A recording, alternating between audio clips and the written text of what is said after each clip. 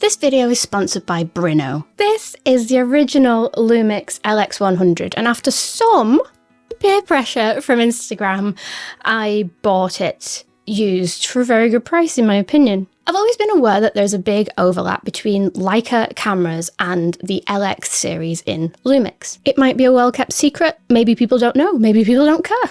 I don't know. But this camera is literally a Leica Deluxe Type 109 in a different suit. And it's like 3-4 times cheaper. So I thought it was well worth investigating.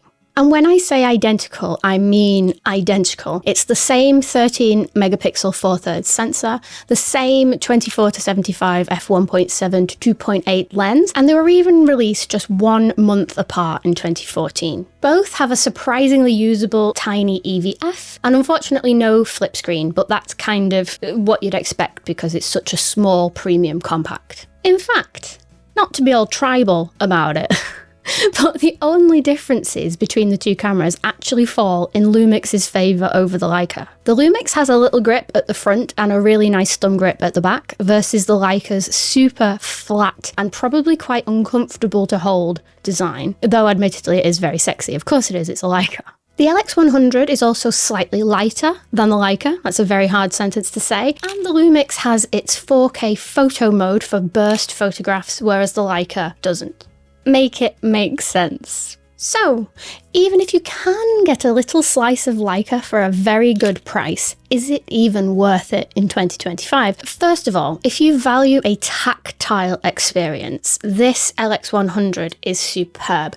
It does remind me of like a teeny tiny Fujifilm X100. You have almost exactly the same button layouts. You have a shutter speed dial, you have an exposure compensation dial, and you also have the aperture on the lens itself. In terms of like physically changing your settings, it works in exactly the same way as the Fujifilm's does, which, you know, some people like those cameras, I've heard. If you are more of a beginner photographer, or you just want more of a point and shoot experience, you can whack each of these dials in A and just have a completely automatic camera. If you like aperture priority, you can leave your shutter speed in A and then manually change your aperture, and vice versa. So it's a really, really good experience with lots of dials and clicks and all those things that we love, but in a very, very small package. And just like the X100 5 and 6 and probably all the other ones, it has a coveted leaf shutter. So the benefits of the leaf shutter are you'll have a more silent but still a very satisfying shutter sound, and it gets rid of any shutter shock. So if you're at a lower shutter speed, you won't get any shock or vibration introduced into the photograph when the shutter goes off. Another benefit of a leaf shutter is you can sync a flash to really, really high speeds.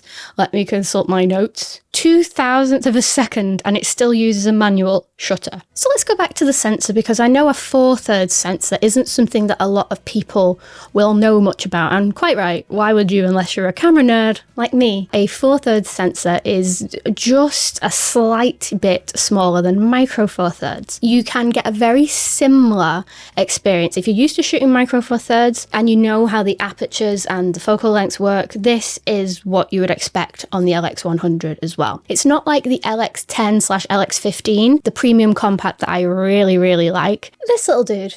This has a significantly smaller sensor. As delightful as this is as a camera, it's not that much smaller than the LX100, and this has a much bigger sensor comparatively. So here we have a rather stylish, very small Leica clone that has a leaf shutter, has fantastic image quality, and comparatively a rather large sensor going for it for under 400 beans. I think it's cool. It's cool. It's not perfect though. Let me tell you some stuff I don't like. The main thing I dislike, and this is very much down to personal preference, it might not bother you in the slightest, I dislike that the original LX100 does not have a touchscreen. So when you're shooting in single point autofocus, as I personally prefer, you can't just poke at the screen to move the box around. You have to use your up, down, left, right on the back. It's not the end of the world, it just makes it a little bit slower and less intuitive in my experience. The LX100 Mark II solves that problem, and that is a touchscreen, but looking at the spec, aside from that, there doesn't seem to be a massive difference. So the bargain hunter in me still prefers the original, even though I wish it had a touchscreen. Let's have a look at the most important thing.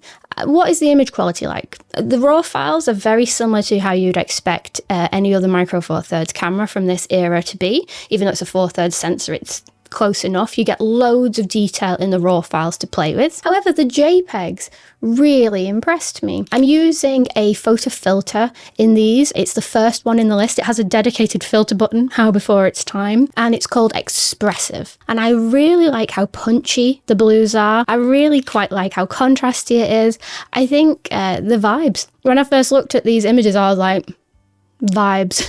And it does have Wi-Fi as well, so if you would like to share things instantly, you absolutely can do. There is also, bless it, optical stabilization built into the lens, which I wasn't expecting on a camera that's so small. It works well enough, particularly with the leaf shutter as well, to keep your images nice and steady when you're shooting handheld for longer shutter speeds. It's not great for video. It's not a video-centric camera at all. It will shoot 4K, but the stabilization's a bit iffy. Think of it as photocentric, please. So the word I keep coming back to when I think about the LX100/beautiful Leica clone is convenient. It's just convenient, particularly if you invest or find a copy that already has one in this petal lens hood, which I'm sort of obsessed with, to be honest. It's so cute. I wish I could find it in silver, but I'm not paying Leica prices to get an official one. I really do rate that as a setup. All you need to do is unscrew the ring at the front of the camera and put that in instead, and you're done. So what other bad stuff have we got before we all rush out and rinse the used market of its stock and then blame me of rocketing the price? I love and loathe that there is an aspect ratio dial on the front of this lens. Personally, for me, I've just shot in 4x3 so blooming long that I just enjoy shooting that way. And sometimes I find myself accidentally turning this little lever and wonder why I've been shooting it in 1x1 for the last hour. So yes, it's fun. If you like to play around with different aspect ratios, there is a dedicated switch for that, but I find that I sometimes knock it more than use it creatively. Also on the lens, worth mentioning, is another little lever that allows you to do some faux macro as well, just to make the minimum focus distance of that lens a little bit closer. So it is a very versatile lens in that respect too. If you've been on my channel before, you know that I love me an interesting camera. So when the sponsor of this video, Brinno, reached out to check out their time-lapse camera, I was like, grab your hands. If you've ever seen long-term time lapses that go for days or even weeks, you need some specialist camera equipment in order to do that. Enter Brinno. This is their latest Wi-Fi and 4K time-lapse camera bundle. I've had this filming me for the past couple of days. I've got a lot of tidying up to do in this office. You can power it by mains, but also the magic really happens when you stick it in the weatherproof housing. Once it's in here, you can relay several batteries, and that's how you can get the time-lapse going indefinitely. The updated sensor in this camera is fantastic, and it handles the changes in light excellently. Brinno cameras are really common on construction sites, and if you use the Wi-Fi and Bluetooth, you can manage your time-lapses remotely. So if you'd like to learn more about Brinno, check out the link in the description, and huge thanks to them for sponsoring this video. Now, one thing that I've seen on my Micro Four Nerds Facebook group and online in general is the dust issue. Because there are a lot of moving parts around this lens, which you can't take off, there have been a few reports, probably more than a few, of dust getting into the lens and sometimes even onto the sensor, and that can cause little sort of specks on your images when your aperture is more narrow. Usually when you're shooting at wider apertures, unless the speck is blooming massive, your camera will shoot through it and it won't be an issue. But if you're shooting at like f8 and there's a blue sky, you will see the little dots if there is dust on your sensor. I don't know how prevalent this is, because in my experience, you know, people go online and say, I've got dust inside my camera, 100 times more than a customer that goes, I've had this camera for 10 years and don't have dust in my sensor. You know, it's like the greasy wheel gets, no, not the greasy wheel, the squeaky wheel gets the grease. Squeaky wheel syndrome, not greasy wheel syndrome. I've had a lot of caffeine today, I'm very sorry. I don't know how much of this is like, oh my god, loads of them are affected, or if it's just a loud vocal minority. I would suggest that you double check when you buy these used, and the way that you can double check is pointing to a white ceiling or a white wall or a blue sky and knocking down the aperture a little bit just to see if any dust specks pop up. So far, mine's been absolutely fine, but it is a known problem with this style of camera. Not just this one, but the LX100 Mark II and the Leica equivalents as well. It's also supposed to be an issue with the LX15, and I've never had problems with that either. But maybe I've just been lucky.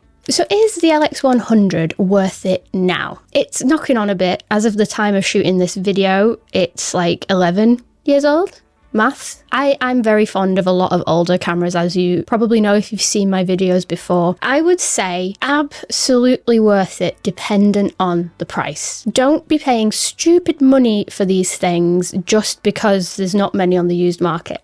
It's a pain.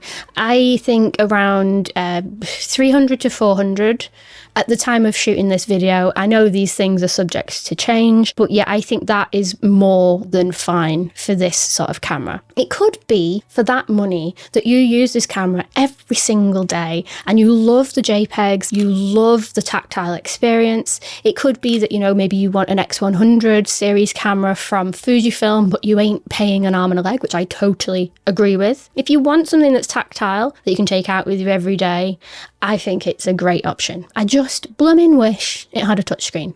I really do. But I'm really glad that it has an EVF. I know a lot of people say that that's a deal breaker. It is nowhere near as bad as the little postage stamp EVF on the GM5, which is notoriously bad but very, very cute. This is surprisingly usable. I think it's a very nice EVF. So I've been very charmed by this little Leica in a different trench coat, and maybe you will be too. But my goodness, Emily's final thought, how good would an LX100 be in 2025? Like a Mark III, like a proper upgrade, you know, one with phase detect autofocus and slightly better video features perhaps. Keep the form factor the same. I think just with those two upgrades, I would be like a day one adopter. Probably won't happen, but a gal can dream. If you enjoyed this video, check out my LX10/LX15 video. I went to Costa Rica and shot nothing but compact camera photos with it and had a great old time.